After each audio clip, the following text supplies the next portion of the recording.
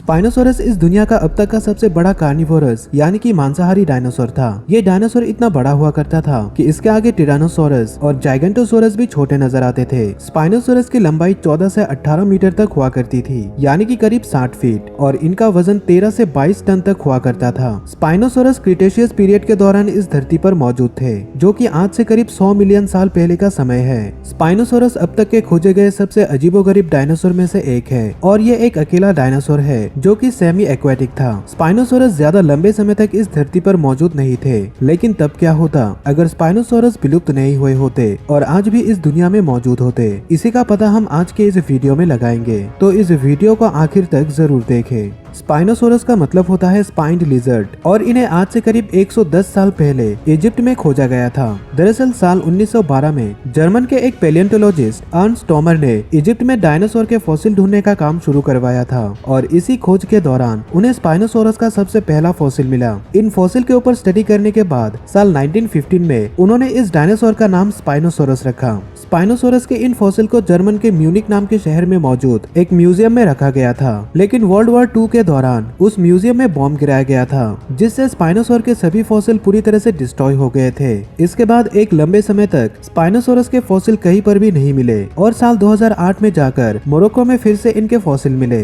Spinosaurus किसी giant crocodile की तरह नजर आते थे, जिसके पीठ पर 7 फीट लंबे फिन्स मौजूद थे। वैज्ञानिकों के अनुसार इनका ये फिन दुश्मनों को डराने का काम करती थी, और साथ ही ये पार्टनर को भी आकर्षित करती थी। नेशनल जियोग्राफिक के अनुसार स्पाइनोसोरस ऐसा पहला डायनासोर था जो पानी में तैर सकता था। इनके पैर पैडल की तरह थे, और इनके नोस्टिल किसी क्रोकोडाइल की तरह सिर के बिल्कुल ऊपर की तरफ थे, जिससे ये पानी में बड़ी ही आसानी से तैर सकते थे और खुद को छिपा भी सकते थे। इनका सिर काफी हद तक क्रोकोडाइल के सिर के साथ सिमिलर था, क्योंकि इनके जबड़े काफी लंबे थे और इनके दांत क्रोकोडाइल की तरह कोन शेप में थे। वैज्ञानिकों के अनुसार स्पाइनोसोरस को जमीन पर चलने में काफी परेशानी होती थी, इसलिए यह अपना ज्यादातर समय पानी में ही बिताता था। स्पाइनोसोरस उस समय के बड़े बड़े जानवरों का शिकार किया करता था, जैसे शार्क, टर्टल और क्रोकोडाइल। इसलिए अगर स्पाइनोसोरस विलुप्त नहीं हुए होते तो ये उन इकोसिस्टम को पूरी तरह से नष्ट कर देते जिनमें क्रोकोडाइल जैसे जीव रहा करते हैं। जैसा कि मैंने आपको बताया कि स्पाइनोसोरस का पहला फॉसिल इजिप्ट में मिला था, इसलिए उनके रहने की जगहों में से एक होती नील नदी।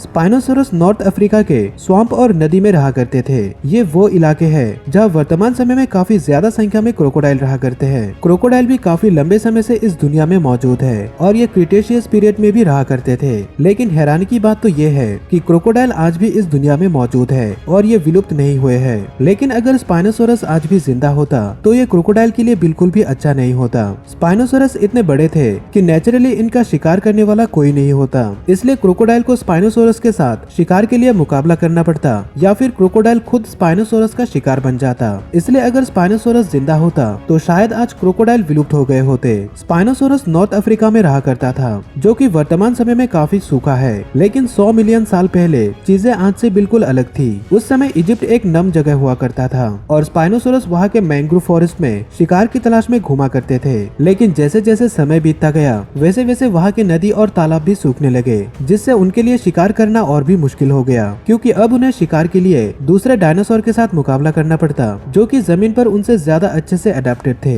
इसके चलते स्पाइनोसोर की संख्या लगातार कम होती गई, और आज से करीब 95 मिलियन साल पहले स्पाइनोसोरस इस धरती से विलुप्त हो गए। बाकी डायनासोर की तरह स्पाइनोसोरस एस्टेरॉयड के गिरने पर विलुप्त नहीं हुए थे, बल्कि खाने की कमी और हैबिटाट लॉस की वजह से ये विलुप्त हो गए। पर तब क्या होता अगर स्पाइनोसोरस विलुप्त नहीं हुए होते और उन्हें रहने के लिए कोई दूसरा हैबिटाट मिल गया होता? अगर स्पाइनोसोरस आज भी जिंदा होता तो यह अगले कई मिलियन सालों तक जमीन पर चलने वाला सबसे बड़ा जानवर होता। पुराने जमाने में लोग इनके इलाकों से दूर रहते, क्योंकि मॉडर्न हथियारों के बिना किसी स्पाइनोसोरस का सामना करना नामुमकिन होता। अगर स्पाइनोसोरस के लिए कोई खतरा होता तो वो होता कोई दूसरा स्पाइनोसोरस, क्योंकि वर्तमान समय में 100 मिलियन साल पहले के मुकाबले काफी कम मात्रा में स्पाइनोसोरस के लिए खाना मौजूद है, क्योंकि आज के जानवर साइज में काफी छोटे होते हैं, और इसी वजह से शिकार के लिए स्पाइनोसोरस आपस में जरूर लड़ते। अगर स्पाइनोसोरस जिंदा होते तो ये मैंग्रोव फॉरेस्ट से ज्यादा दूर नहीं रहा करते, क्योंकि अफ्रीकन सवाना इनके लिए बिल्कुल भी सूटेबल नहीं होता। ये क्रोकोडाइल की तरह नदी के आसपास वाले इलाकों में सरवाइव करते, लेकिन ये जहाँ पर रहते वहाँ से दूसरे शिकारी जानवरों को भगा देते, खासकर क्रोकोडाइल को।